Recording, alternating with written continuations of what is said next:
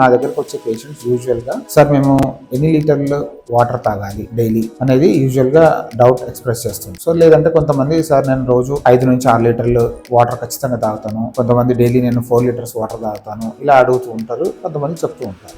వ్యవసాయం చేసే వ్యక్తి ఉంటాడు. సో ఇతను పొలంలో పని చేస్తుంటాడు, సన్ కింద పని చేస్తుంటాడు. డైలీ ఒక 1 నుంచి 1.5 లీటర్ స్వెట్ వస్తుంటుంది. సో ఈ కేటగిరీలో ఉండే ఒక పేషెంట్ ఒక వాటర్ రిక్వైర్మెంట్ అనేది వేరు. ఇంకోవైపు మనం ఒక సాఫ్ట్వేర్ ఎంప్లాయ్ చూస్తుంటాము, ఏసీ గదుల్లో పనిచేస్తుంటారు, కంప్యూటర్ ముందు కూర్చొని ఉంటారు. సో వీళ్ళకి వచ్చే స్వెట్ అనేది మేబీ 100 or 200 ml కంటే ఎక్కువ ఉంటుంది. సో ఈ పేషెంట్ కి ఉండే వాటర్ రిక్వైర్మెంట్ అనేది వేరు. సో ఇద్దరికి కూడా మనము ఖచ్చితంగా సేమ్ వాటర్ తీసుకోవాలి, ఇన్ని లీటర్లు సేమ్ ఇద్దరు తీసుకోవాలన్నట్టయితే లేదు. సో ఈ ఫార్మర్ కి వచ్చే స్వెట్ వల్ల తన ఒక వాటర్ ఇంటేక్ అనేది కొంచెం ఎక్కువ ఉండొచ్చు. అండ్ ఈ సాఫ్ట్వేర్ ఎంప్లాయ్ కి కూడా సేమ్ ఒక 4 లీటర్స్ వాటర్ తీసుకోవడం జరుగుతుంది. యూజువల్ గా యూరిన్ కూడా ఎక్కువ సార్లు వెళ్ళడం జరుగుతుంది. సో ఇంకా క్లియర్ గా చెప్పాలంటే మనం ఏదైతే వాటర్ మనం డైలీ తీసుకుంటున్నామో అది ఏ విధంగా మళ్ళీ బాడీ నుంచి బయటికి వెళ్తుందని మనం తెలుసుకోవాలి. సో మనం తీసుకునే వాటర్ కి మళ్ళీ బయటికి వెళ్ళే రూట్స్ ఏంటంటే, ఒకటి మనం మూత్రం ద్వారా యూరిన్ ద్వారా బయటికి వెళ్ళడము, లేదంటే చెమట ద్వారా బయటికి వెళ్ళడము, లేదంటే మనం మాట్లాడేటప్పుడు కొన్నిసార్లు కొంచెం వాటర్ డ్రాప్లెట్స్ బయటికి రావడం, ఇలా జరుగుతుంది. వర్కింగ్ ప్రొఫెషన్ బట్టి ఒక సాఫ్ట్వేర్ ఎంప్లాయ్ అయితే